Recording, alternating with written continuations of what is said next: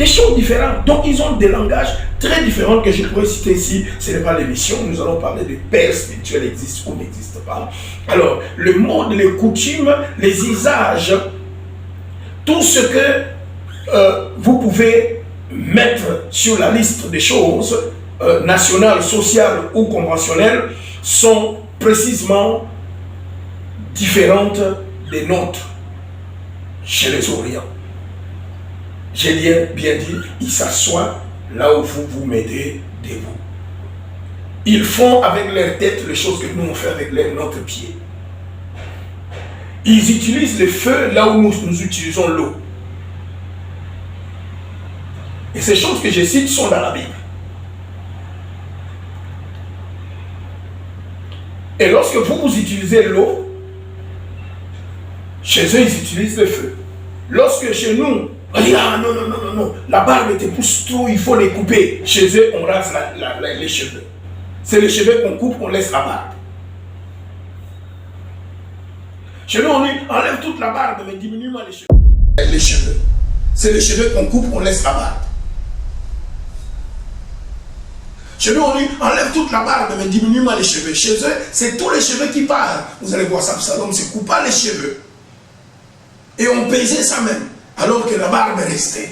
C'est des cultures différentes de la nôtre que les gens qui veulent interpréter la Bible doivent premièrement comprendre. Donc je dirais, jusqu'à aujourd'hui, ces coutumes orientales sont encore en existence.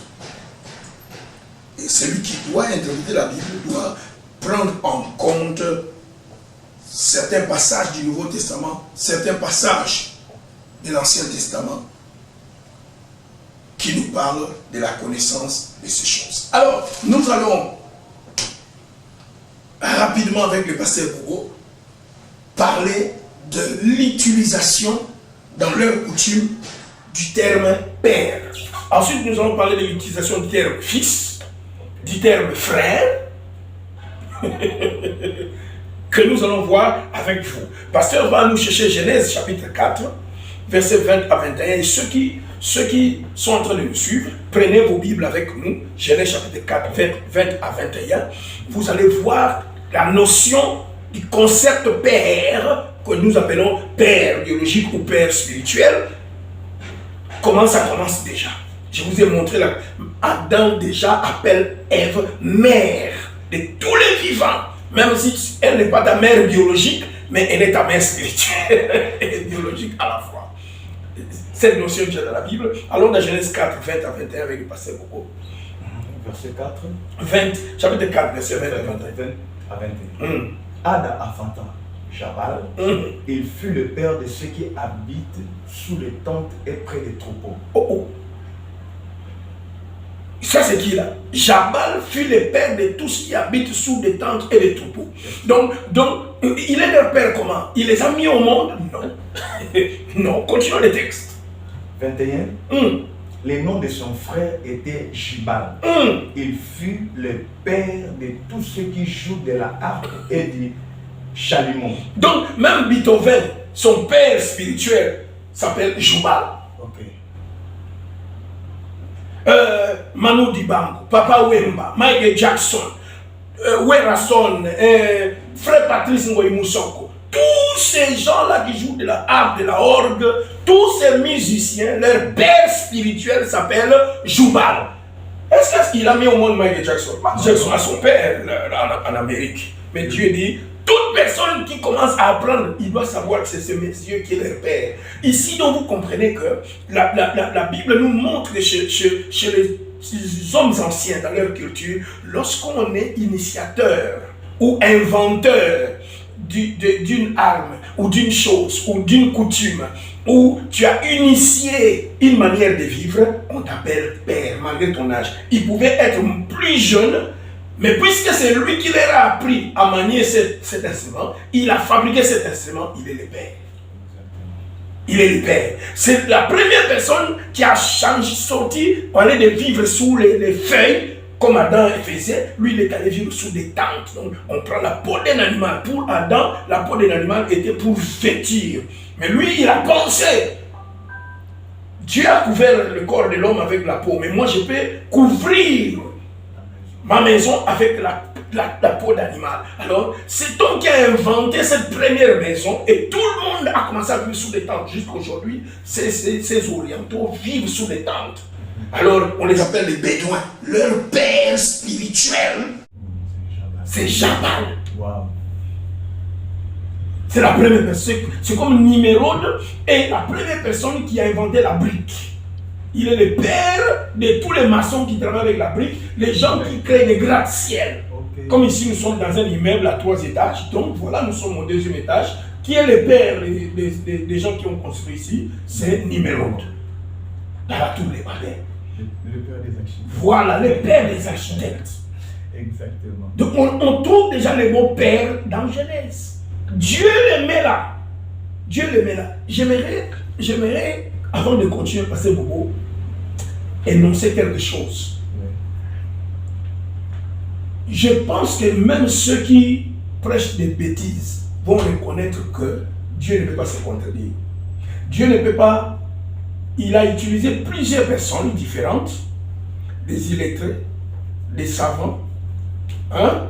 Et puis il a utilisé des gens de classe moyenne, des pauvres, pour écrire la Bible. Mais c'est lui qui a soufflé cela, il a inspiré. Donc Dieu ne peut pas dire à Matthieu autre chose et à Paul autre chose qui les contredit. Quoi qu'on doit prendre ces principes d'interprétation, Dieu ne se contredit pas. Donc si Dieu ne se contredit pas, la Bible ne doit pas se contredire. S'il y a une contradiction apparente, c'est que c'est moi qui ne comprends pas. Je dois chercher la réconciliation parce qu'il n'y a qu'un seul auteur de la Bible, c'est Dieu. Donc il ne peut pas dire à Matthieu autre chose, n'appeler personne père spirituel. Et puis nous allons ici dans Genèse, il est le père de ceux qui jouent la harpe. Dieu ne peut pas se contredire. Donc s'il y a une contradiction apparente, je dis, c'est que la contradiction n'est que pour les frères Roger Baka ou qui que ce soit qui est en train de mal comprendre les choses. Parce que Dieu ne peut pas dire A dans Genèse et dire B de l'autre côté. C'est moi qui dois chercher à réconcilier les passages. On doit garder ces principes ici avec nous. Deuxième principe, pour établir une doctrine, il faut comparer l'écriture avec l'écriture. Ce n'est pas moi qui ai établi ce principe, c'est tout dans la Bible. Paul dit nous devons comparer les choses spirituelles avec les choses spirituelles. Donc les versets doivent être comparés avec un autre verset. Avant d'établir quoi que ce soit. Matthieu 23 doit être comparé avec 1 Corinthiens, Philémon, doit comparer Jean, Pierre, Genèse, comparer l'écriture avec l'écriture, choses spirituelles avec choses spirituelles. Gardons ces deux principes-là en tête. Alors, nous venons de voir, nous-mêmes ici avec vous, que en Orient, peut-être parce que les Congolais et les Angolais ont la culture occidentale, c'est pourquoi ils n'ont pas compris le langage PR. En Orient, on parle souvent du créateur d'une coutume, on l'appelle comment? Père. Parce qu'il a inventé cette coutume. On décrit souvent un homme en le représentant comme le père d'une particularité qui les distingue des autres. Il est le père de ceux qui vivent sous des tentes et qui gère les bétails. Premier berger du monde. Qui ne levait pas les bergers comme Abel pour manger et sacrifier à Dieu, mais lui, il élève ça pour faire les commerces. Jabal. Donc, on appelle père l'inventeur d'une coutume ou l'inventeur d'un instrument ou d'une particularité. Ok? Donc, un homme à la barbe longue, chez les Orients, on l'appelle père de la barbe. C'est comme chez les gens des Congolais. Maman Nikate. Voilà. Moi c'est Ngouba. Ok, la femme des arachides, la mère de Béni. C'est la culture congolaise. Parce que on l'identifie avec sa chose. Il devient la mère de ses choses. Et ne les a pas mis au monde biologiquement. Elle est mère de ça. Ok? Parce que c'est son métier qui l'identifie. Ça, c'est chez les Arabes. Donc le nom du Père s'applique également même aux animaux. On peut voir ça dans Proverbes. Et même aux choses inanimées. Je vais le démontrer avec la Bible tout de suite. Même des choses inanimées. Même des esprits sont appelés des pères. Wow.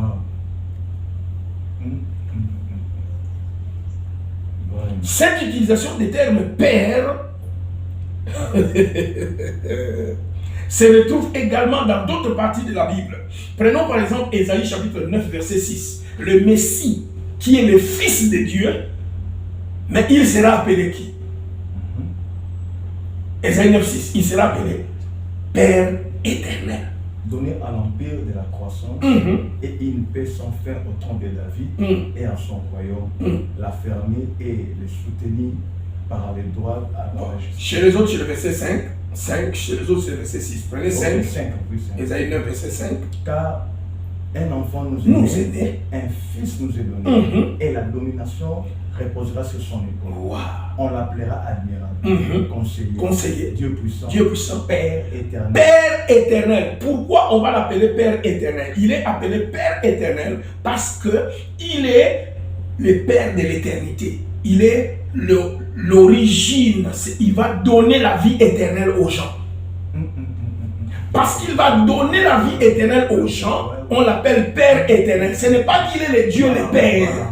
Parce que les gens auront la vie éternelle par lui. Alors on appelle le Messie Père éternel, Père de l'éternité. Donc quiconque veut entrer dans la vie éternelle doit croire au Messie. Alors il est appelé Père éternel. Waouh! Il nous a donné la vie éternelle. Voilà. Merci, vous comprenez ça. Donc il est Père, pas qu'il est Dieu le Père. Non. Il est Dieu le Fils, le Messie. Mais parce qu'il est l'origine, la source de la vie éternelle, on l'appellera Père éternel. Donc Père de l'éternité. Donc l'origine, la fontaine de la vie éternelle. Dans Jean 8, verset 44, on va voir encore, Jean 8, 44, Jésus est en train de parler de l'histoire de Genèse chapitre 3. Ève avait dit, le serpent m'a séduite. Prenons le terme bien, le serpent m'a menti. Alors Jean 8, 44. 8, 44. Vous avez pour père le diable.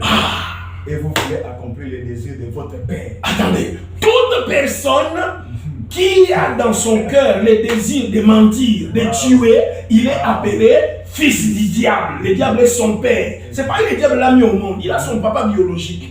Mais sur le plan que le mensonge qui débute vient de Satan, c'est Satan qui met ça dans sa bouche. C'est Satan qui met le meurtre, l'empoisonnement. La Bible dit son père est Satan. Ce n'est pas fini. Satan est encore appelé lui-même père de quoi? Il n'est pas seulement père des menteurs, mais il est aussi père de quoi? Il a été meurtrier dès le commencement. Voilà, meurtre. Et il ne s'éteint pas dans la vérité. Dès le commencement, ça signifie Genèse 3. Voilà. On y va.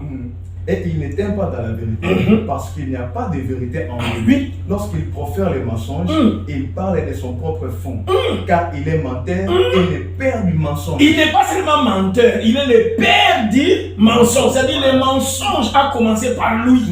Genèse 3. La femme dit, Satan m'a menti et j'en ai mangé. Il est donc le mensonge devient l'enfant de Satan. Comme pour lui. Même Satan, c'est un père spirituel. Wow. Voilà la pensée des orientaux. C'est pas comme chez les Congolais, mes amis. La Bible ne vient pas du Congo. Voilà. Ça ne vient pas de Roger Baka. Satan est appelé le père du mensonge. Pas seulement le père des menteurs. Le père du mensonge. Il est menteur, père des mensonges. Attendez. Comment est-ce que je peux être Daniel Kisolo, père de Kisolo? Voilà, vous voyez ce qui vous complique. C'est ça ce qui a compliqué les frères. Oh, comment Paul appelle Philémon mon enfant et puis appelle Lydia parce que tu es mon frère. On va régler ça aujourd'hui. On va régler ça. C'est ça la culture orientale orientale de la Bible n'est pas la culture occidentale de Roger Baka. Chez les orientaux, c'est difficile de comprendre que quelqu'un est lui-même la chose et il en est son père. Comment Paul est frère de Philémon et en même temps il est encore son père spirituel. Ce n'est pas possible, oui, chez les occidentaux, pas chez les orientaux. Satan est lui-même comment? Menteur, ensuite père des mensonges. C'est comme si c'est lui qui vient de créer son âme. Voilà. C'est là où j'ai commencé avec Genèse 4. On l'appelle père de ce qui joue. Voilà. Quand quelqu'un invente sa chose, sa particularité, il en est le père. C'est ça la mentalité de la Bible. Dieu ne peut pas, nous sommes toujours avec le principe d'interprétation. Dieu ne peut pas se contredire. Il dit dans Genèse autre chose, il va chez Matthieu et dit autre chose, il va chez Paul et dit autre chose. Non. Il peut utiliser des gens différents, mais il reste le seul inspirateur de la Bible, il ne peut pas se contredire. Ok. Exact. Wow. Deuxième principe d'interprétation, pour exposer une doctrine, prêcher les gens un sujet, il faut comparer les choses spirituelles avec les choses spirituelles, les passages avec les passages. La Bible s'interprète par elle-même. Ok. Alors nous sommes en train de comparer. Vous voyez là, jusque là, nous sommes en train de démontrer que Satan lui-même est qui? Père des mensonges et père des menteurs. Parce qu'il est le fabricant. C'est lui qui l'a fabriqué. C'est son œuvre. Il en est père. Voilà. Maintenant, dans Romains 4, verset 12, Abraham est appelé qui encore? Ça, c'est la mentalité orientale. Romains 4, 12. Et les pères des circoncis, qui ne sont pas seuls circoncis, mais encore qui marchent sur les traces de la foi de notre père Abraham quand il était incirconcis. Wow! Abraham est le père des circoncis et il est le père de ceux qui marchent dans la foi. Il est le père des circoncis et le père de la foi. Père des circoncis et père des croyants. Voilà. C'est la Bible qui l'appelle. Pourquoi? Qui est la première personne dans l'histoire de Dieu à se circoncire pour faire une alliance avec Dieu? C'est Abraham. C'est son œuvre. Il en est père. Voilà. Ce n'est pas qu'il a mis circoncision au monde biologiquement. Non, c'est son œuvre. Ça a commencé avec lui et sa maison. Donc il en est père de la circoncision. Et ensuite, il est le premier qui a marché avec Dieu dans la foi qu'il a justifiée. Alors que nous savons qu'Abel aussi par la foi a exercé, mais la foi d'Abraham qui est devenue une vocation et qui est devenue une religion. Voilà.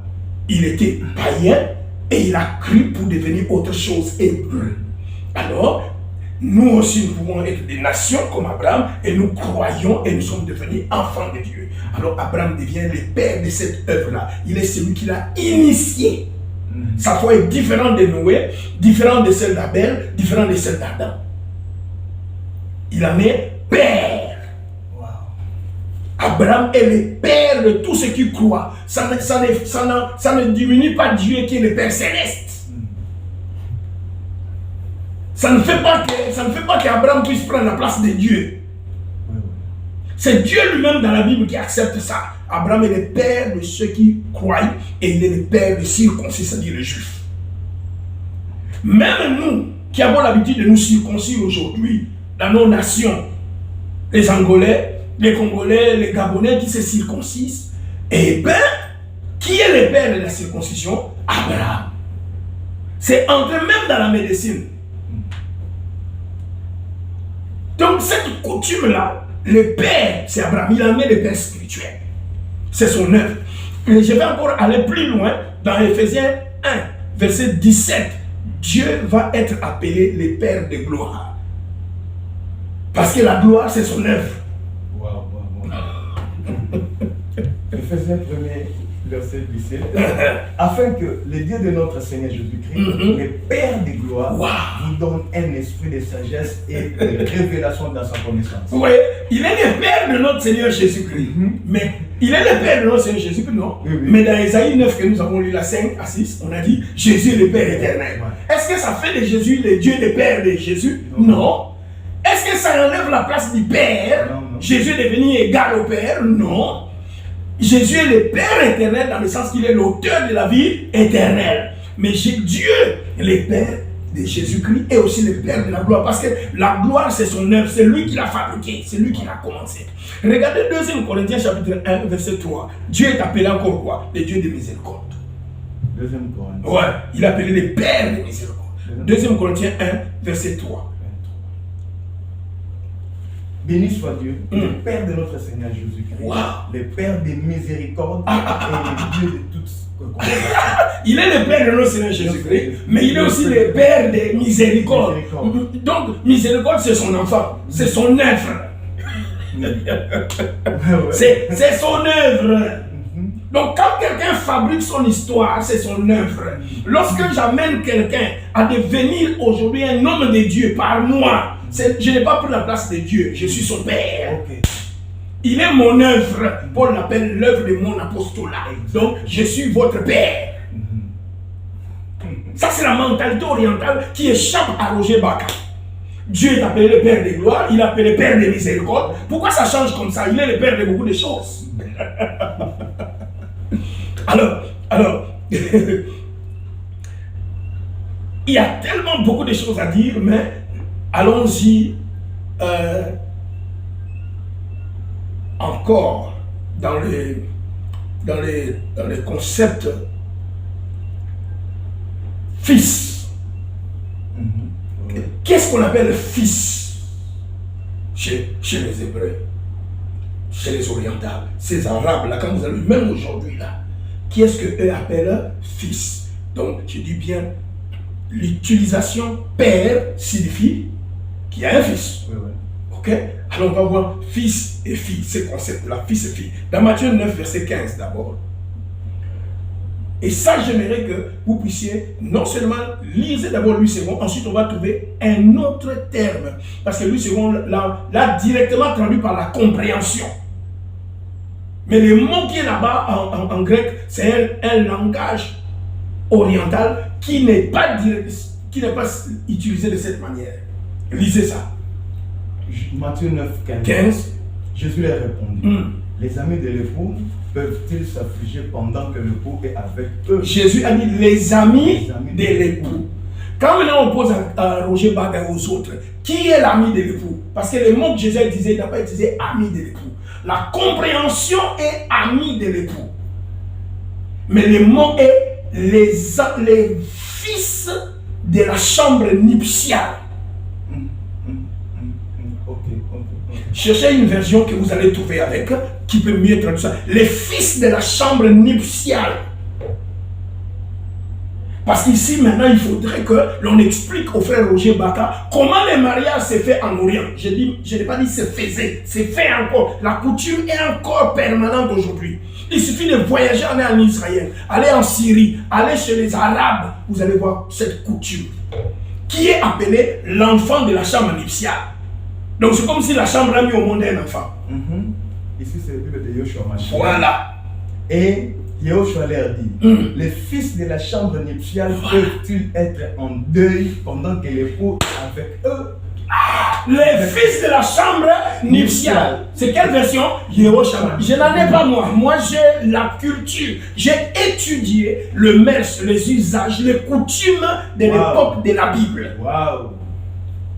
Je ne suis pas professeur comme les frères disent. Je suis professeur à l'université. Quelle université? Là, on t'a donné un papier pour faire une université. Si on prend nos papiers d'études et on va chez les catholiques pour chercher à être professeur, est-ce qu'on va t'engager?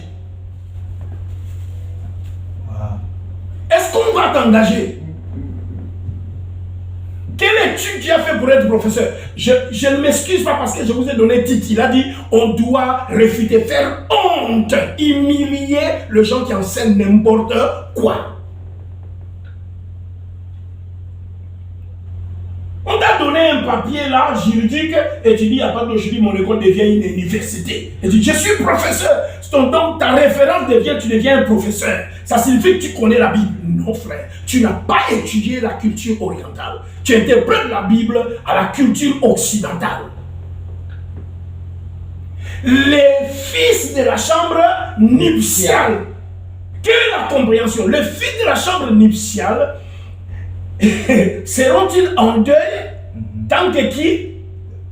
Pendant que l'époux est avec eux. Waouh, waouh, waouh, waouh, waouh, waouh. Les fils de la chambre nuptiale étaient les amis. Voilà pourquoi lui s'est dit les amis de l'époux. Les amis et les connaissances qui participaient aux festivités du mariage.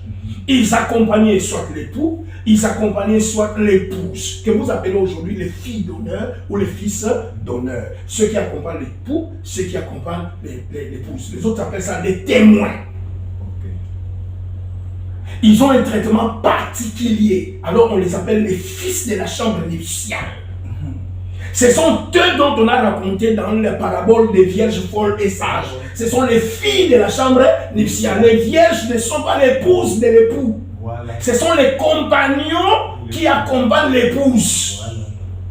Elles sont les filles de la chambre nuptiale.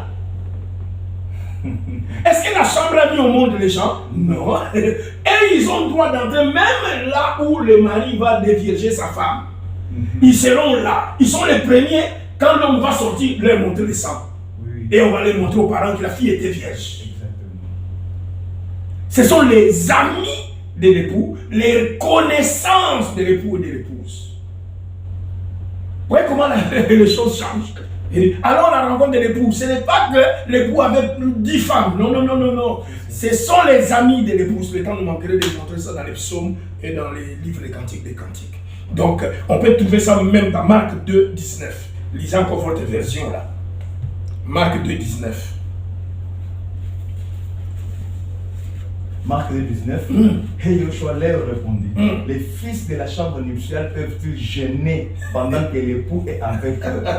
Aussi longtemps qu'ils sont avec eux, l'époux, ils le peuvent gêner. Merci. Qui sont les fils que Jésus appelle de la chambre nuptiale? Ses disciples. Il appelle ses apôtres les fils de la chambre nuptiale. Dans le sens clair dont Jésus appelle ses apôtres mes amis. Ouais. Est-ce que ça, sans enlever le fait que Jésus était le Seigneur? Non. Ils sont ses amis, ils sont ses enfants. Je vais arriver même là où démontrer que Jésus appelait les apôtres enfants. Donc il était leur père spirituel. Jésus les appelait amis, il était leur ami. Et Jésus les appelait mes frères. Ce n'est pas une confusion comme chez les Occidentaux, Roger Bacca. C'est clair, ça montre, ici nous avons une relation de père et de fils spirituel. Ici nous avons une relation de confiance. On devient amis. Il dit parce que vous savez tous mes secrets. Ça ne signifie pas qu'ils peuvent déborder, non. Et il les appelle mes frères, parce que devant Dieu le Père, lui les fils, comme eux, ils sont fils. Il n'y a pas de confusion.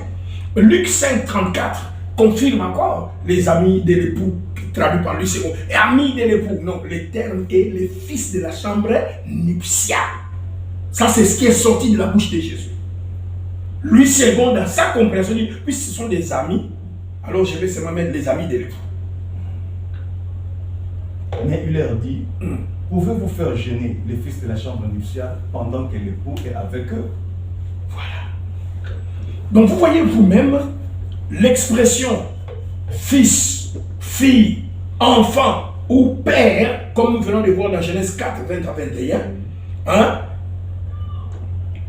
Ces expressions sont destinées à montrer seulement une relation entre la personne, ok, à laquelle elle s'applique les termes. Quelle est la relation entre les pères et les fils? Quand on dit je suis son fils, on parle d'une relation. On veut montrer une relation. Je suis le père, on veut montrer une relation. On ne veut pas montrer une dictature. Ok? Alors, les termes père ou fils montrent aussi certaines qualités qui existent entre la personne en question qu'on appelle père ou bien fils. Ça montre les qualités. Les qualités que j'ai, c'est les qualités d'un fils. Parce que c'est lui qui m'a appris la chose. Je suis son œuvre. L'autre dit, je suis son père. Ça dit, les qualités que j'ai les qualités de fabriquer cette personne à devenir ma marque. Okay. Les termes père ou fils, chez les orientaux, montrent aussi certaines circonstances qui sont liées. Certaines circonstances, comme les circonstances du mariage. Ces gens-là sont des amis dans la cité. Ils sont des connaissances, ça c'est mon voisin. Mais le jour où je vais me marier, ils deviennent les fils de la chambre nuptiale.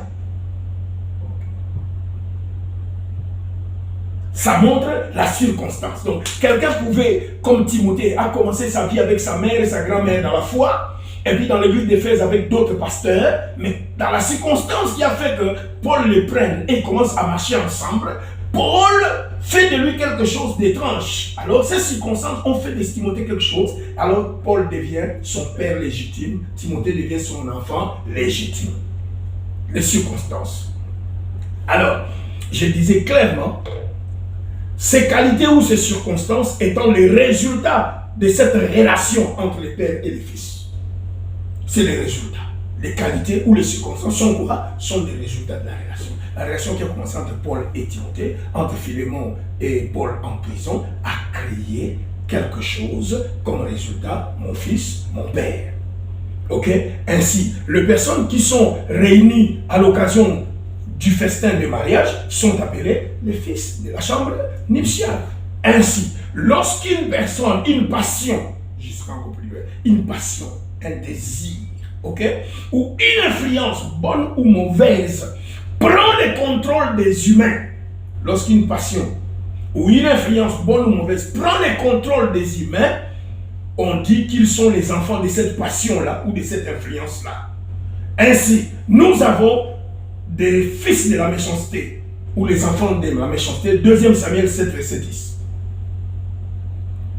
Si vous trouvez ça dans lui, c'est bon, il faut lire une autre version d'Arbi ou Yehoshua qui va nous donner bien la version. 2 Samuel.